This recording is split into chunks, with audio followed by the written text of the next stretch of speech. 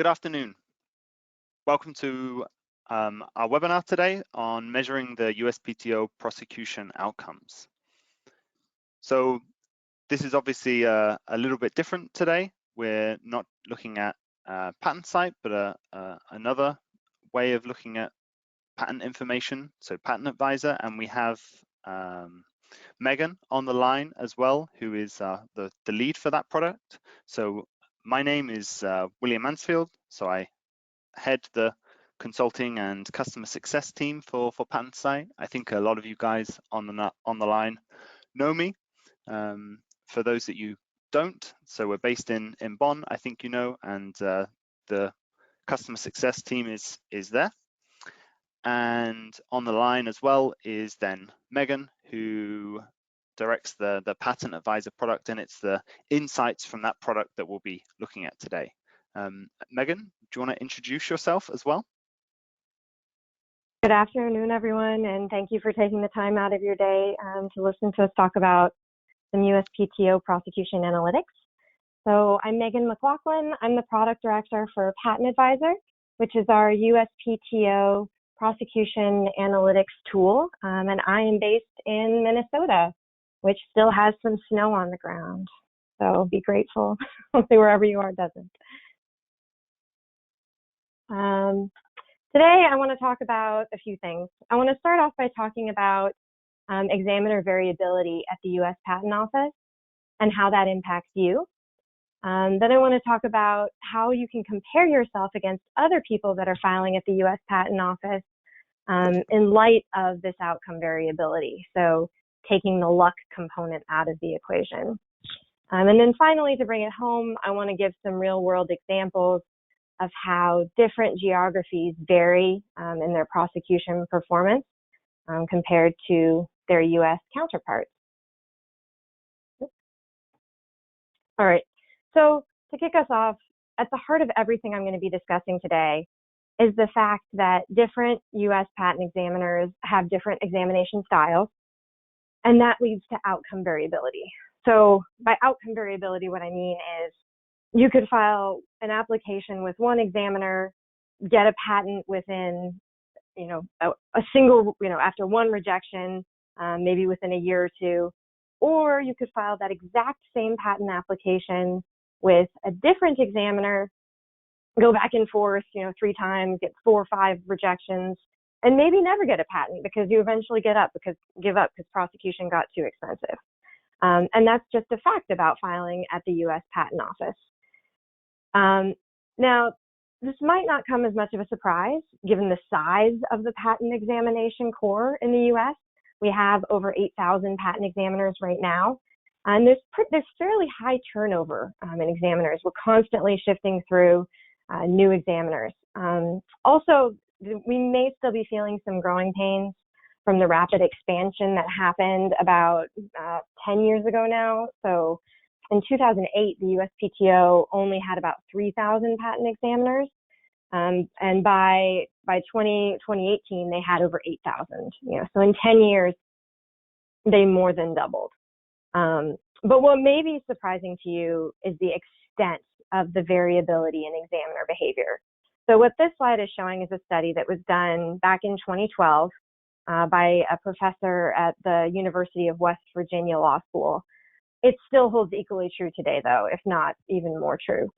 So what he found is he had this inkling that there might be some variability in examiner behavior and that might be predictable. And what he found is that this is definitely true. Specifically, what he found at that time was that 10% of the examiner pool was responsible for almost half of the patents coming out of the patent office. So you had this really tiny sliver of examiners who were granting patents like crazy, more than 50 patents per year. Some of these guys were granting 100 patents per year. And then on the other end of the spectrum, you had a somewhat larger sliver, about 20%, that was responsible for less than 1% of the patents coming out of the office every year. So this other 20% is basically not granting anything, less than 5 patents per year. In around 2014, when we were having some issues with software patents, we saw examiners who did not grant any patents for 2 or 3 years. So what you're seeing is two very distinct kinds of behavior at the patent office. You're seeing these really, really efficient examiners that are just patent granting machines. And then on the other side of the spectrum, you're seeing these guys that are not letting pretty much anything through. And then, of course, there's everything in between. And now we know, this study was done 8 years ago now. Now we know the variability isn't just in the ultimate outcome, right? Whether you get a patent or not. There's variability in everything, ranging from how they apply case law to how they use certain pilot programs. There's variability across the board in their behavior. So, Megan, so there's 10% that are the top examiners, right? With doing the most of the work, and 20 which are doing hardly anything, basically. So that's like 30%. So I'm most likely to get one of those examiners in the middle, right? Yeah. Yes, that's true. But keep in mind, so you can kind of describe the examiners with a bell curve. All right. So and of course, so the majority is going to fall in the middle range. You're right that these are extreme types of behavior, but there's examiners on every part of the spectrum, right? So, for example, if you got an examiner in the top 20%, their behavior is obviously, they're still going to be pretty efficient patent granters. It's just not as efficient as if you got the top 10%. Does that answer your question? Yeah, and is that variability really from the examiner? Are there not some other factors in there? I mean, could this not be, I don't know, from the applicant basically as well, or from other aspects? So there is a lot that plays into this, and I'll talk specifically about some of those aspects. But we know that it's not just the quality of the application, because the way that an examiner behaves is predictable. I mean, literally, so if you get an examiner in this 10% sliver, pretty much every time you get this examiner, you're going to get a quick result. And same with the ones in the bottom 20%. Every time you get those examiners, you're going to get a difficult result across the board.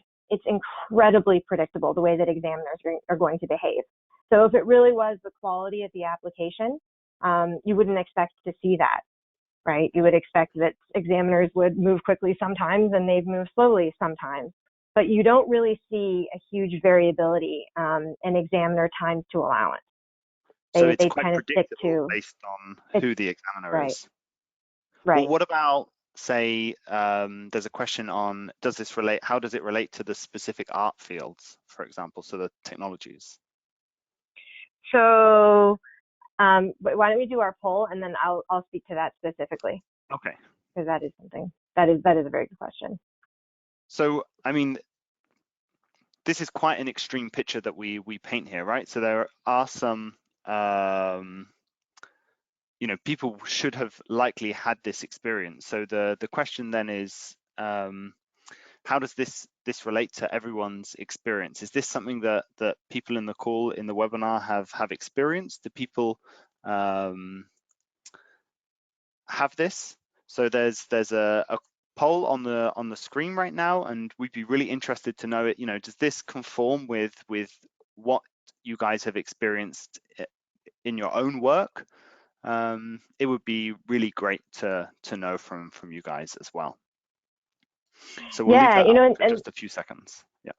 And part of the reason I asked this question is, this professor, Shine Tu, who did the study, the results of which we just saw, and also the guy who invented Patent Advisor, which is the product that I now direct, they'd been working for maybe 10 years directly at the U.S. Patent Office, and they realized they started to see these trends. Like sometimes prosecution just seems way harder than other times, and that's why we started to create tools that illuminate the variability so that you can see what you're dealing with ahead of time. Right.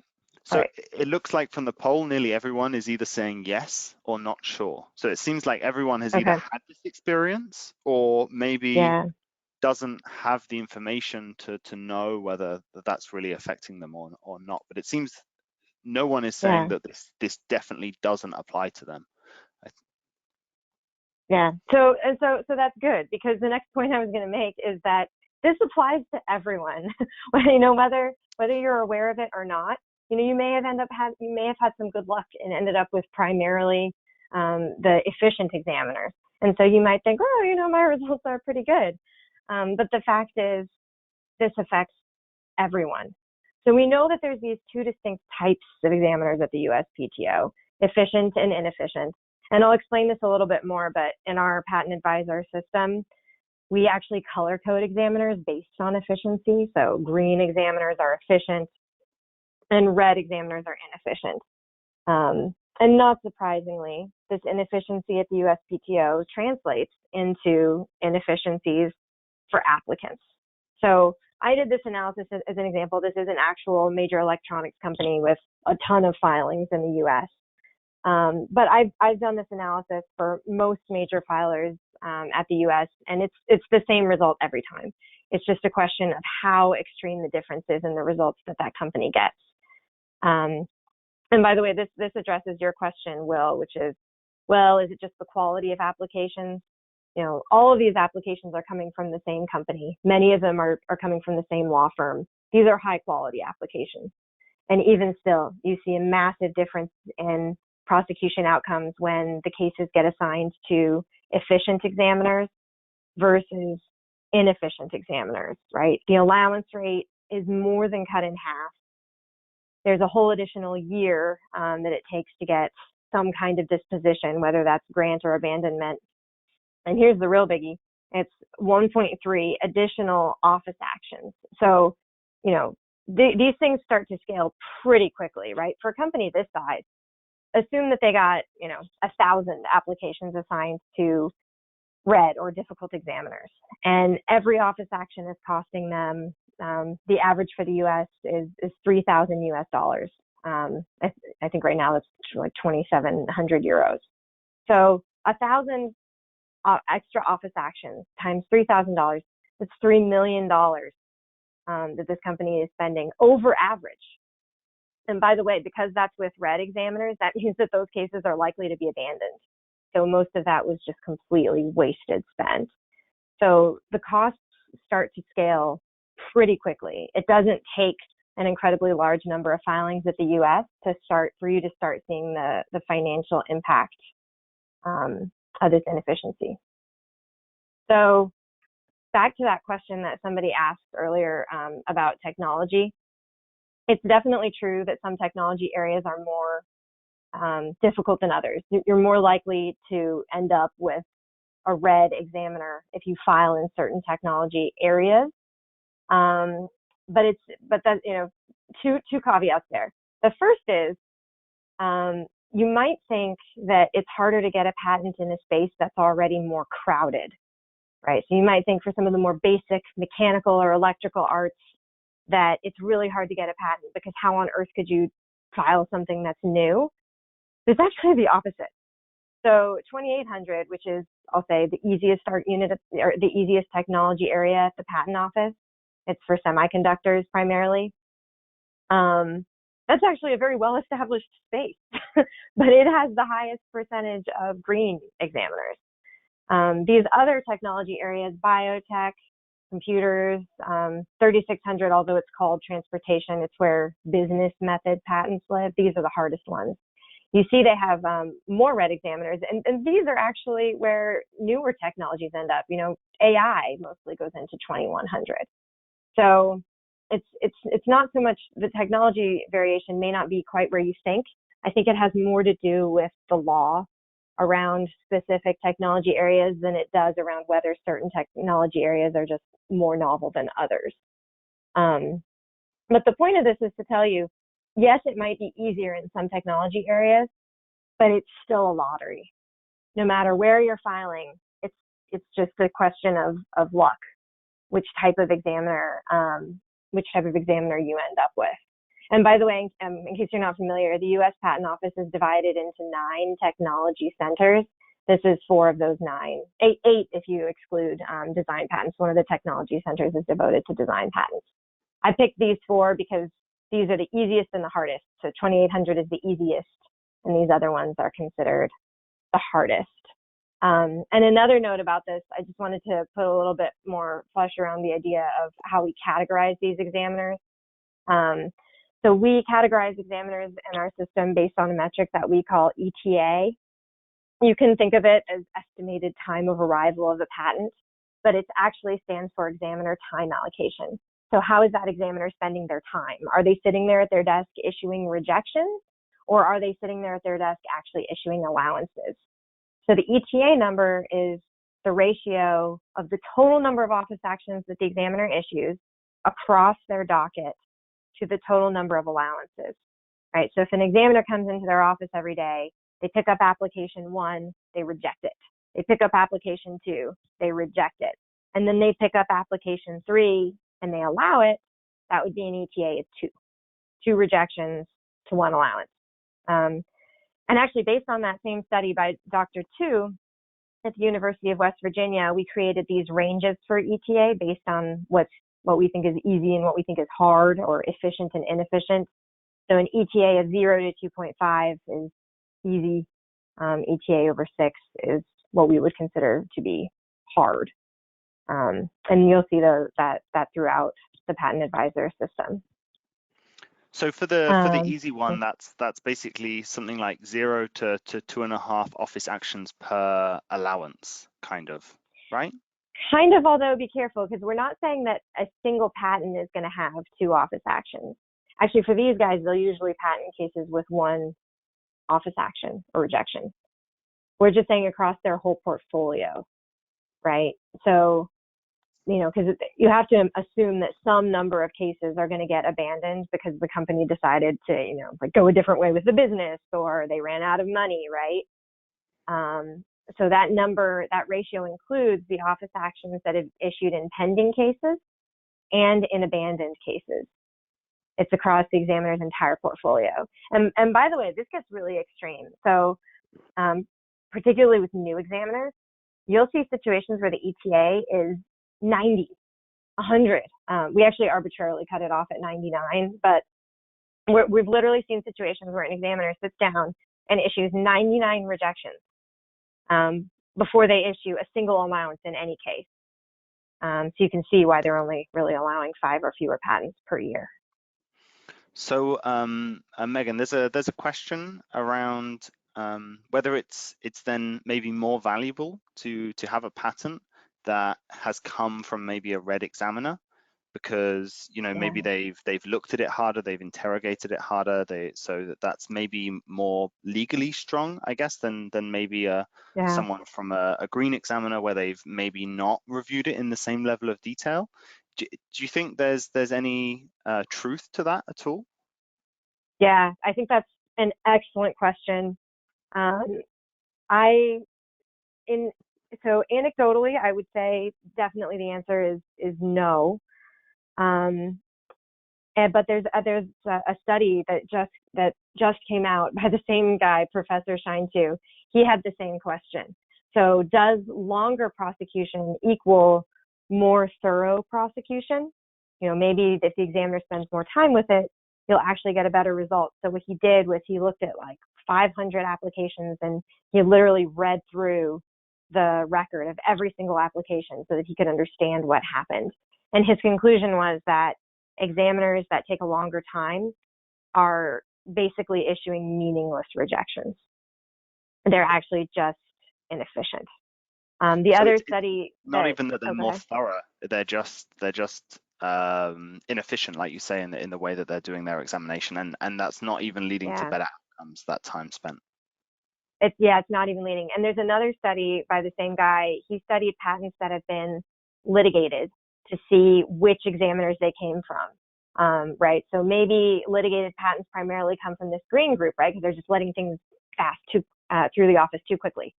But actually, the majority of litigated patents come from examiners that are just moving over to primary status. So the first 5 years that you're examining patents, you're considered a junior examiner. You can't actually allow anything on your own. You have to get your supervisor's sign off. But anywhere from like 3 to 6 years in, you get to go through training to become a primary examiner, which means you can sign off on your own stuff and you can allow cases by yourself. Most litigated patents come from examiners in that transition zone where they're transitioning to independence. So to the extent that there is a quality issue, it appears to be within that zone, but it's not correlated with our green, yellow, and red designations. So so it's a really good question. And actually, it leads me to my next point, which is what is causing this, what's really behind this variability. And experience is a big factor, but maybe in the opposite way that you might think. So it actually turns out that the more experienced examiners tends to be green or efficient.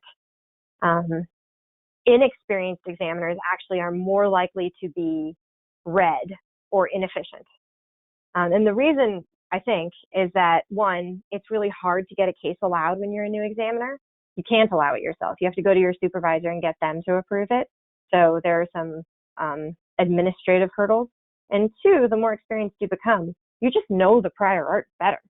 So when something crosses your desk, you know whether it's patentable or not, and you know what needs to happen for it to be patentable.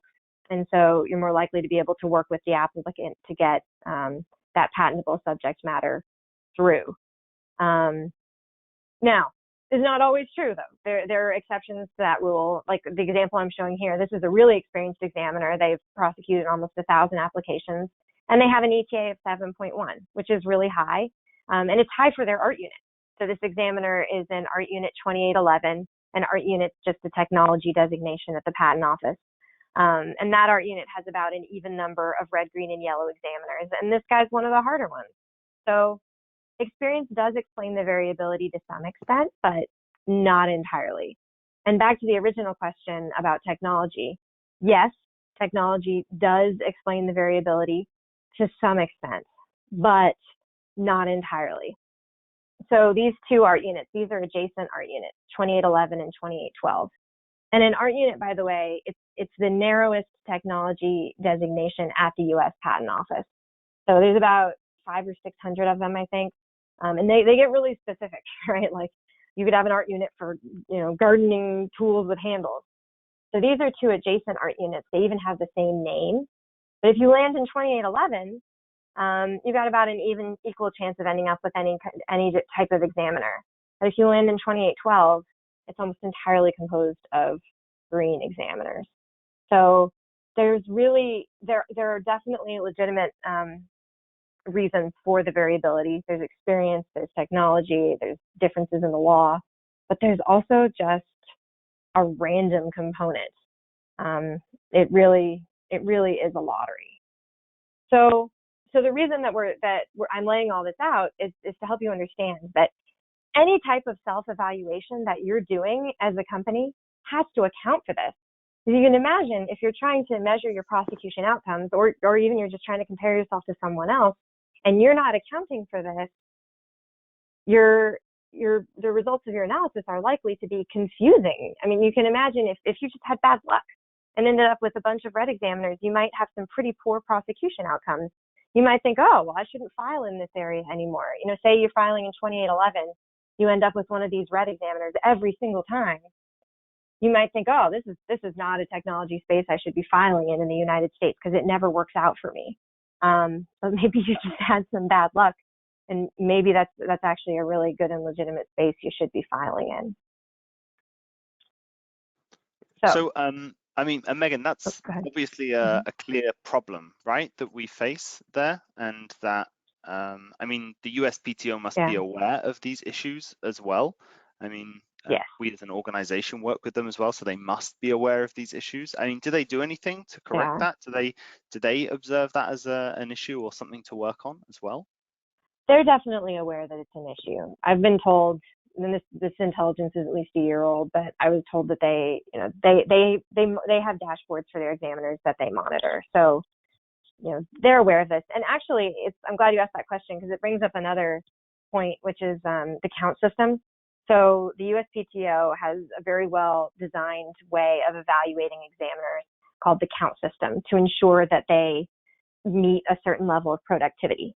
And they measure not only how much the examiner is doing, but how efficiently the examiner is going through their caseload, right? So they want to avoid the situation where the examiner only focuses on one application and ignores the other 80 applications on their docket.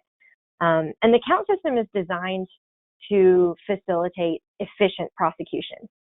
And the way that it works is that you get the most points for the very first rejection that you issue. And then every subsequent one, you get less points for it. And then, of course, you get a bunch of points for allowing an application or bringing it to a close. So the attempt is to incentivize efficient prosecution, although that same professor, Shine Tu, actually speculates that one of the reasons that you see these two very divergent behavior types at the Patent Office is because people have found two different ways to maximize their counts. One way is to bring applications to a close quickly and issue allowances, but you can also get a fair number of counts by just issuing a ton of rejections. And maybe that way is a little bit easier. So definitely the U.S. Patent Office is aware. They want efficient prosecution, and they work hard to get that. It's a massive organization. And anytime you create a system, people are always going to find a loophole, right? And so maybe some examiners have found a loophole to get their counts by just issuing rejections and not issuing allowances. It's one possibility. But yeah, it's a good point. And it's, again, remember, it's a huge organization. There's 8,000 examiners. I mean, I have 2 kids and I can't make them do what I want them to do. I can't imagine trying to get 8,000 people to behave in the exact same way, interpret the law in the same way. It's got to be a really tough job. And the law is changing, particularly in certain areas. So what do we do about this, right? So the first thing we do, the Patent Advisor tool that I'm the director of, it's all about strategies for dealing with these different kinds of examiners, right? So if you get a red examiner, what should you do? If you get a yellow examiner, what should you do? Things like that. There's ways that you can improve your situation if you end up with a red or a yellow examiner. But for today, what I want to talk about is just understanding what success even looks like in light of this variability, so that you can guide your prosecution and filing strategies accordingly, right? We just want you to be able to understand what your status is, how you're doing with respect to the other guy, so you can define an appropriate prosecution strategy in the U.S. And it's all based on comparing your outcomes to what we'll say is par for the course. And I should really stop using this analogy because I'm not a golf person, so I can't take it much farther than that. But what we have done, what we have found is the most fair way to measure your prosecution success is by comparing every application you file to what we think is good for a particular examiner, right? So these aren't the actual numbers, but just to give you an example of how it works. So say for a red examiner, we expect you to reach some kind of disposition, whether that's getting a patent or deciding you need to abandon, within 3 office actions and 1 RCE. For a yellow examiner, we expect you to reach resolution within 2 office actions and 1 RCE. And in case you're not familiar with the nomenclature, office action is just a rejection. An RCE means you went through 2 rejections, but you need more time to work with the examiner, so you pay the U.S. Patent Office about $1,000 to do so. And for a green examiner, we expect you to reach resolution within the non-final and a final. We don't expect you to have to go farther than that because these guys like to issue patents. So the exact same application, we might consider it to be a success or a failure depending on who you got assigned to. So this example application, right, it was filed in 2016. It was allowed within 3 years, which is pretty good, and within 3 office actions and a request for continued examination. Now, if this were a green examiner, we'd actually consider this to be a failure. These guys, their job is to get patents through the office. Some of these guys are allowing 100 patents per year. If it took you this long to get resolution with them, that actually seems like a long time to us. So we might dock you for this application, or we might say this was not a good result. But if this was with a red examiner, we'd actually say this is a great result. For this guy, you were incredibly efficient. You got through really quickly. You must have had some great arguments. This must have been a really novel patent. So it's all based on what's par for the course. And so to do this on a large scale, we developed something that we call the Patent Advisor Efficiency Score. So we went through every U.S. application in our system, going back all the way to 2000, And we scored every application based on this PAR that we've defined. And by the way, we only measure applications that have some final outcome, either applications that were patented or abandoned. And we're more lenient if you ended up with a red examiner, and we're more lenient if the application ended up being abandoned. The reason there being, nobody wants to give up, right? That means that that's a wasted investment. So we understand that it may take a little bit more time for you to finally decide you need to throw in the towel. So in general, we're a tiny bit more lenient with abandoned cases than we are with patented cases. And that also just reflects reality. On average, patented cases have more rejections, longer prosecution, because nobody wants to give up. It's not ultimately a good outcome. So what we've done is we've scored every application in our system. And this is just an example, right? So these are two applications with the same examiner. The first one went through hideous prosecution. And yes, this is real. Some poor person prosecuted this patent for 14 years, had some kind of massive appeal that slowed them down by like 3 years. And then they eventually got a patent, but we'd say, this is bad. You're gonna get a negative score for this. But the next one, with the same examiner, they got allowance after one office action. So we'll say that's great. Then we average all these scores for your company, and the overall average is your efficiency score. So this is important because it's normalized for examiner difficulty. It's normalized for the number of applications. You could be filing 2 applications or 1,000 at the U.S. Patent Office, and we can still come up with a meaningful measure of efficiency for you. There's not really the same small numbers problem that you might have with other more common metrics like allowance rate. And we don't, there's no penalty for abandonment, right? Most people, when they're measuring their prosecution outcomes, they're looking at the allowance rate. So the number of patents divided by the number of patents plus abandonments. But is abandonment always a bad thing? No. Sometimes that's the right move. Sometimes your business moves in a different direction. Sometimes the examiner just really is a nightmare. You're never going to get anything past them, so you should stop wasting your money. So we've spent years trying to figure out what we think makes sense, and this is the score that we've determined really makes sense here. So I want to go through some real world examples now to bring this home for you. And all of this analysis comes from the Patent Advisor tool. I mentioned earlier that we have functions for helping you to adjust your strategy when you figure out what kind of examiner that you're dealing with. But we also have a lot of functionality just to benchmark you and help you understand where you stand in terms of U.S. prosecution. So, of course, I picked AI because that's generally a hot topic. So this is an analysis of a technology center group that handles AI. So the way the technology hierarchy works at the U.S. Patent Office is there's 9 technology centers. Within those 9 technology centers, there's about 56 technology center groups, and that's the level that I'm looking at here. And then those technology center groups are further divided into 500 or 600 art units. So I picked the technology center group level. Now this is the technology center group where most AI goes to. It's not the only one. Actually, Will helped me with this analysis recently, but it looks like AI applications actually go to every technology, to every art unit at the patent office to some extent, but it also seems like the USPTO is trying to funnel them here. So that's why I picked this one. And we just looked at the top 5 filers from each geography. So the top 5 US filers in this space, that's IBM, Microsoft, Google, no surprises there. The top 5 filers from Asia, Samsung, NEC, and the top 5 filers from Europe, Siemens, Bosch, Philips, Airbus, ABB. And in total, that came out to 12,000 applications. I didn't put a time range on this, so this is across all time. And obviously, not surprisingly, also the vast majority are from the U.S. We know that China is kicking up its AI filings, but they're really not filing a ton here in the U.S. at the moment. All right, so what do we see? What you see here is that the U.S., first of all, they're doing the most filings here, but they're also getting the most patents, and they're doing so reasonably efficiently. Europe is getting the fewest patents and doing so the least efficiently.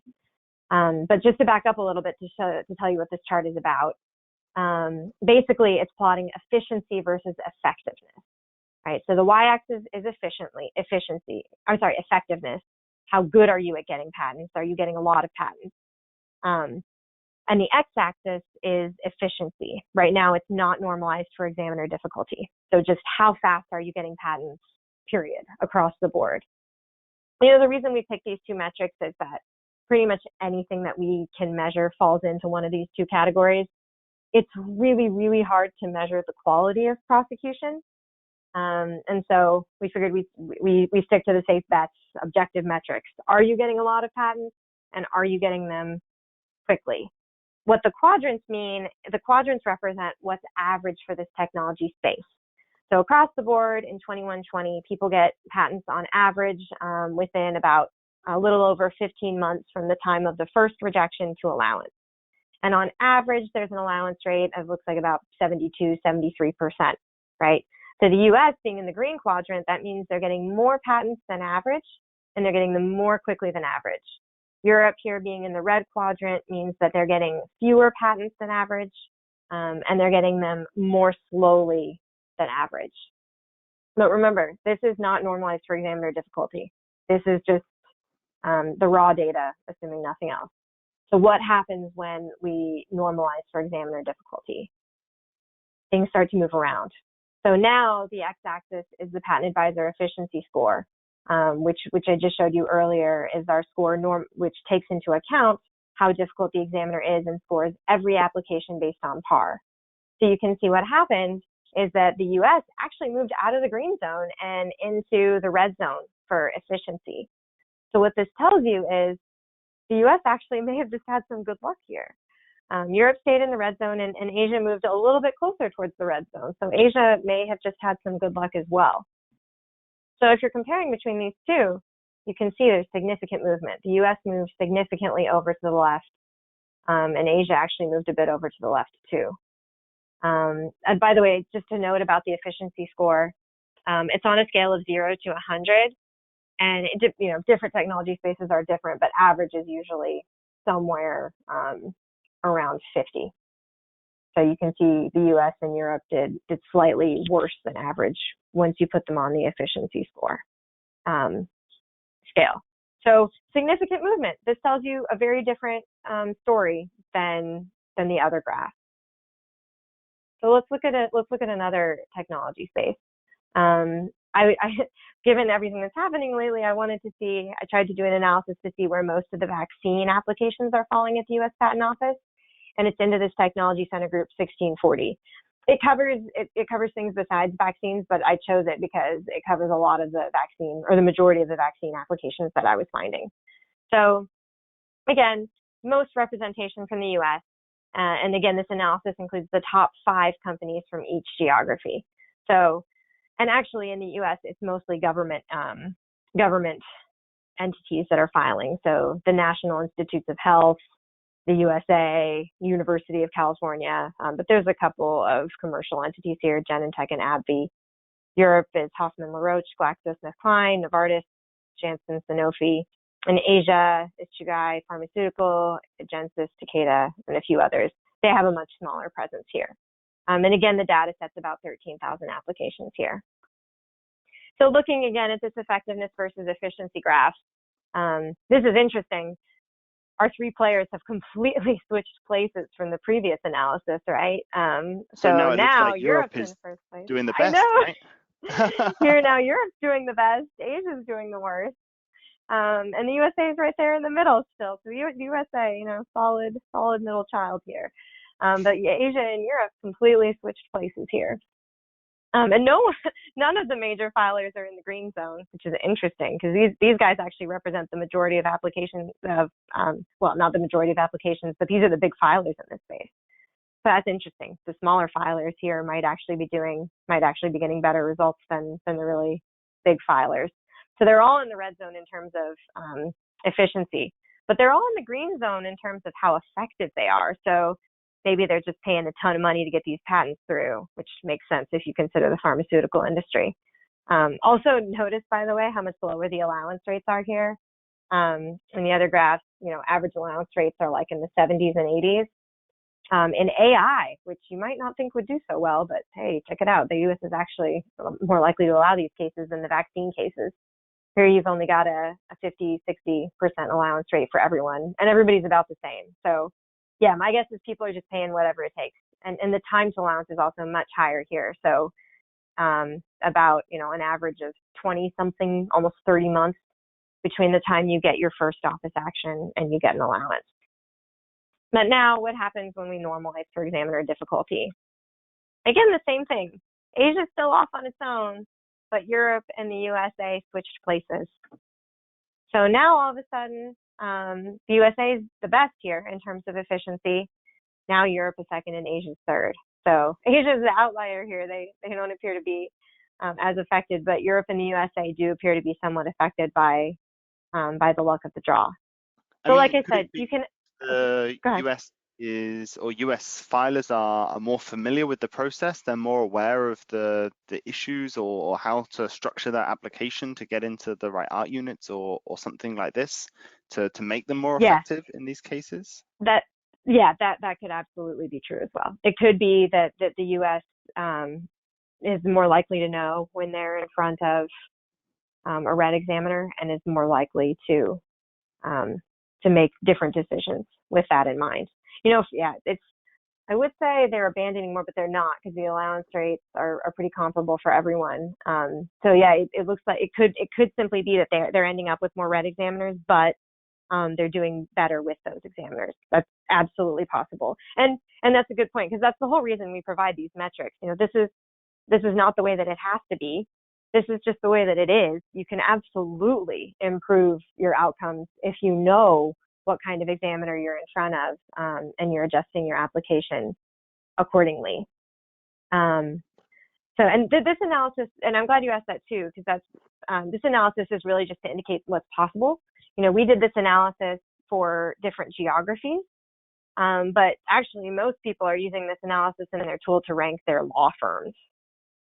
Well, either to benchmark themselves, so to see how they're doing with respect to their competitors, or to compare their outside counsel to each other, so they can see which counsel is getting better results. Because ideally, you want your outside counsel to be getting good results regardless of what kind of examiner they were assigned to. There's bounds on this. Like there's only so well that you can do in front of a red examiner, but there are strategy changes that you can make that can help you do better. There is a question that came up from one of the earlier slides, which was, could you use this information to game the system in a way to target your application to get in one of the easier technology areas? You absolutely can. We have another tool called Pathways that's a classification algorithm. And the way that it works is that you throw your claims into Pathways and it predicts the technology area that your application is going to be assigned to. And it tells you your chances of ending up with a particular type of examiner, right? So let's say, oh, you got a 50% chance of getting a green examiner and a 20% chance of getting a red examiner.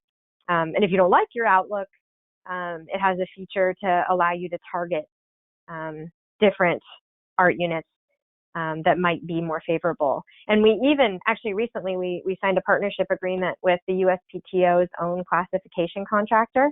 So the USPTO doesn't do their own classification, they actually farm it out. So they send every application to this company. And then this company decides which art unit it should go to. We actually signed a partnership agreement with them. So they'll even look at your application for you. And tell you which art unit it's going to be assigned to. It's the reason we did this is that our algorithm at the end of the day is an algorithm. It's never going to be perfect. So now we can even connect you with a human who will tell you where your application is likely to be assigned and how you might change the course of that application if you wanted to. I will say it's not like you can trick the patent office, right? So classification is a manual process. There's guys, a lot of them literally have PhDs in their technology areas that are going to be doing the classification. They're not going to be fooled by like some clever word substitutions, right? The only way that you can really change your classification is by changing the type of technology that you're patenting. right? So one example that I like to use is, maybe your claims were originally directed to a bone implant that releases a drug, right? That patent's probably going to go to one of the chemical art units because of the drug. So, and those art units are generally harder. You'd rather be in a mechanical art unit. So maybe you could change the claim to be a method of surgery for implanting this implant that, oh, by the way, happens to have a drug on it. That'll get you to a different technology area that is probably going to be more favorable to you. So you absolutely can change the course of your application, but I wouldn't call it gaming the system, because what you're doing when you do that is you're literally changing the technology and making it more appropriate for review by a different group of examiners. But I'm glad that somebody thought of that, because that's something that's catching on big time in the United States. I don't think anybody was doing that 5 years ago, and now it's becoming targeted drafting. It's becoming a popular concept. So if there weren't any other questions, that actually leads perfectly into the next webinar in the series.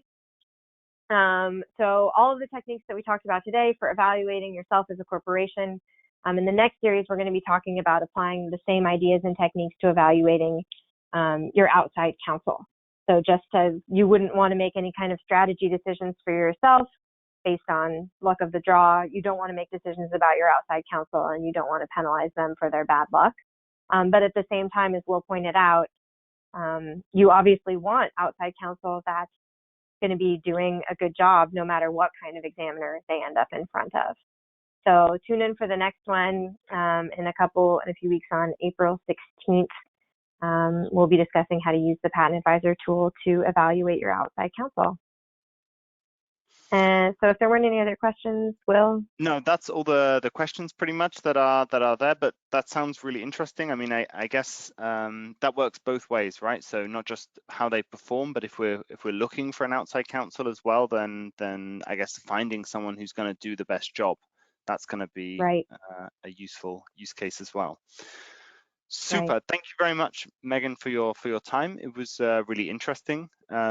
The recording will be online if anyone wants to have a look, and we'll give handouts to everyone as well after the call. And yeah, so thank you very much for your time, everyone, and we'll have the follow-up on the 16th. I don't know if anyone is interested, but in the next days, tomorrow and the next day, we have some other webinars as well coming up. On not tomorrow, but the next day, there's one on antiviral patents as well. So they're all on our website. If anyone is interested to go and have a look, those are there while people are in home office and maybe have a bit of time. So yep, thanks very much for listening, everyone. And if you have any questions beyond what you've asked already, then please just reach out to us. We're always happy to answer those. And yeah, have a great afternoon, evening, everyone. Thanks very much. Thanks, everyone. Bye.